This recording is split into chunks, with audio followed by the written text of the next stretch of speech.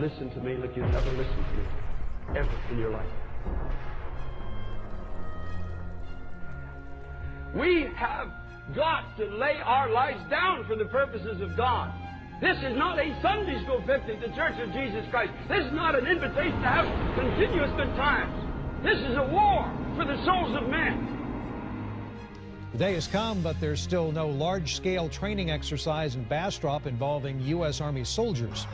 Military officials say that Jade Helm is an exercise to train special operations soldiers in all branches of the military for unconventional warfare. It's happening not only in Texas, but in Arizona, New Mexico, and Utah, and several other states. Military officials say this training will not interfere with people's day-to-day lives. The Jade Helm military exercise kicked off today, and already we're seeing media outlets taking the angle of conspiracy nuts thinking Texas is going to be invaded, martial law is imminent, people being rounded up into these underground Walmart tunnels, basically painting genuine concern as nothing more than crazy conspiracy theory. But one thing the media has failed to address altogether is the mastering the human domain angle of Jade Helm. This is something that we covered in depth months ago. I want to bring it back up to reiterate that this is what we need to be concerned with. The battlefield of the future is not going to be taking place between nation states per se. It is literally going to be a war for your mind. It's all about total information awareness, and that's what we're going to break down here today. So just to review, in military terminology, the human domain or human domain analytics refers to the global understanding of anything associated with people. Mastery of the human domain results from obtaining total information awareness on a mass scale, and we can break it down into 4 specific categories: who you are, what you do, who you know, and the context. So Jade Helm is more than a simple military exercise. If you understand the technology that's involved, then you'll see that Jade Helm is more of an intelligence operation using geospatial intelligence mapping.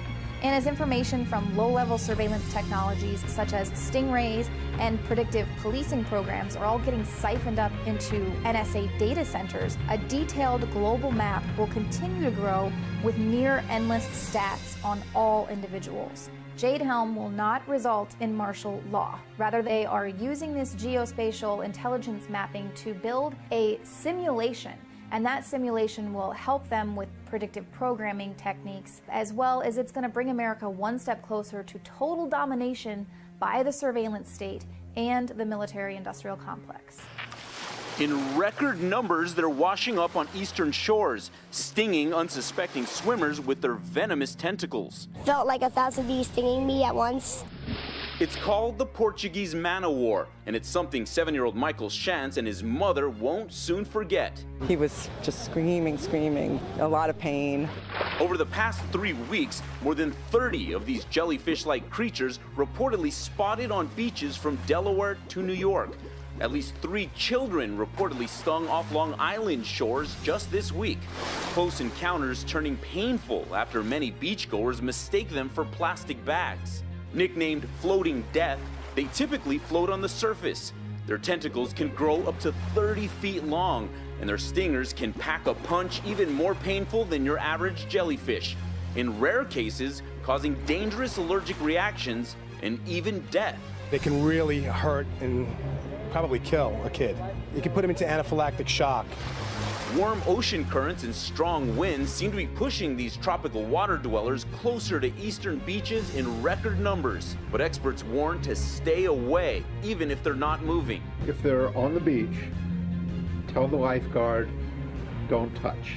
They can sting even when they're dead.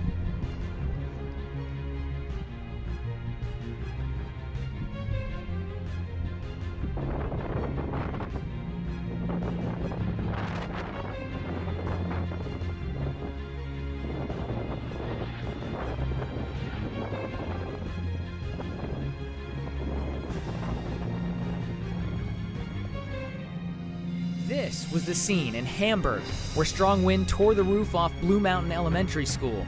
That terrified the school's principal, Rachel Wardecki, who was the only one there at the time. She says all of a sudden, there was a hole in the roof.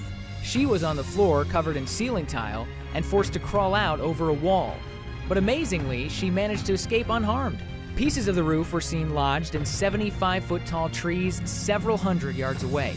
Wardecki says they plan to rebuild and classes will resume next month at a nearby school. The strong typhoon slammed into China, thrashing the coastline with its 90-mile-per-hour winds.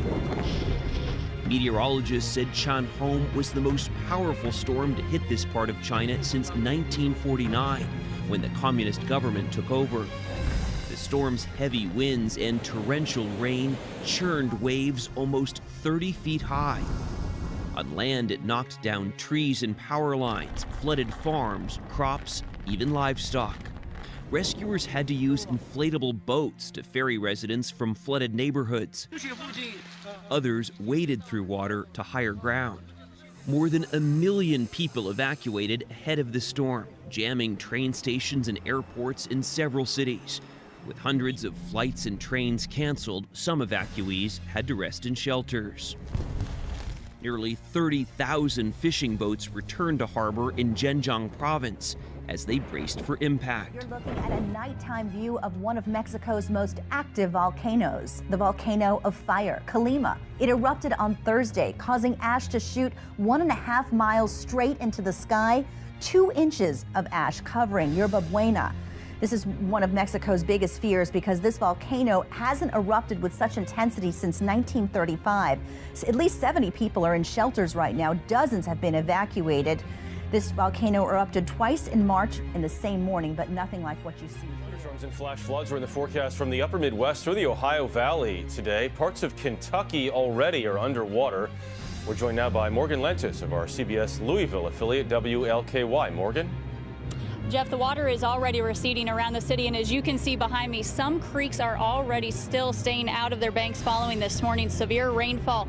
We're hearing that some areas received 3 to 4 inches of rain between about 4 and 9 a.m., causing substantial damage to some homes and buildings.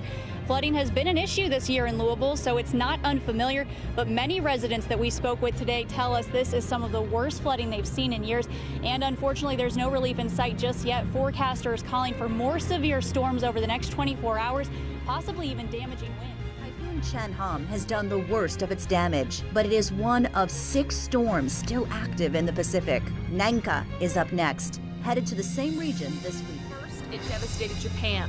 Now, debris from the 2011 tsunami is piling up on the Alaskan coast. Take a look.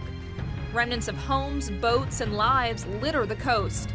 A massive cleanup is now underway that experts say could last for years. Alaska has more coastline than any other state, and many areas are remote and difficult to access, making cleanup all the harder. Already more than 250 tons of waste has been collected. Helicopters will ferry the debris to a barge, making an estimated 3,000 trips over the next month alone. The waste will then be taken to a recycling center in Seattle. Japan has pitched in $5 million to help with the effort. Again, planet Earth is about to experience something that hasn't happened in more than 300 years, a mini ice age. At least according to a professor at England's University of Northumbria. She says Earth is headed for another mini ice age in only 15 years, bringing plummeting temperatures and bitter cold winters. She says this looming ice age could last up to a decade, not as long as the last one, which lasted about 70 years, from 1645 all the way till 1715. Drawings from the time show Londoners cavorting on the frozen River Thames. For the reason, look no further than the sun. Researchers predict the sun's normal activity because of fluctuating magnetic waves will decrease by about 60% around the year 2030, triggering the ice age. Thousands of protesters gathered in Syntagma Square. They came to express their anger with the laws being debated inside Parliament. They came from the unions and from all sectors of Greek society. These are the people who voted no to the policies of austerity. Also here, the hard left and anarchists. And as darkness fell, violence broke out on one corner of the square. A hard core of protesters threw Molotov cocktails at police lines. This has been by far the largest demonstration in Syntagma Square in recent days, and in the last few minutes the anger has boiled over. There have been confrontations between protesters and the police. Stun grenades have been fired, and as you can hear, tear gas canisters are now being fired into the crowd. Tension was rising inside Parliament as well as the deadline for the crucial vote approached. A member of the right-wing Golden Dawn party lashed out at the latest proposals for new taxes, more VAT and higher retirement ages. And ministers from the governing Syriza party showed just how divided they are. The country cannot move forward with bailouts. The country is destroyed. Greece has many alternative solutions. There must be political will to implement these alternatives. It is now obvious that the government is bringing an agreement under conditions of unbelievable pressure, under blackmail, but having realised that, at the present moment, it had no other choice. It had no other choice to avoid the onset of a new humanitarian crisis.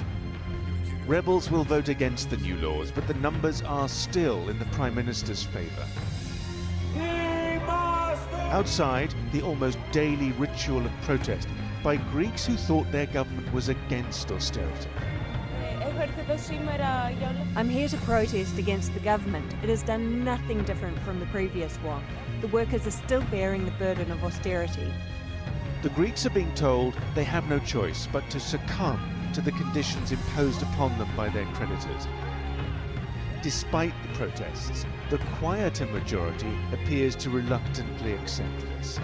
The government will desperately hope that by doing Brussels' bidding, the financial relief of more bailout funds will follow, and the sooner the better. 6 people are still missing in Kentucky after violent flooding. 2 people died from the rushing water. Indiana and Illinois are also dealing with severe weather. Powerful winds and heavy rains destroyed more than 150 homes. Don Daler is in Staffordsville, Kentucky, where a state of emergency is in effect. Don, good morning. Good morning. The rain has stopped for now, but there's still a lot of flooding and high water in this area. And if you take a look at the debris and the trees, you can see just how high the water got at its apex there. It's easily 5 or 6 feet above where I am right now. The governor of Kentucky has declared a state of emergency as the search for the missing continues. A violent line of storms pummeling its way through the Midwest has washed away homes and shattered communities here in Kentucky. Oh my God! Days of torrential rainfall have left people here struggling to regroup. Pure devastation, pure destruction.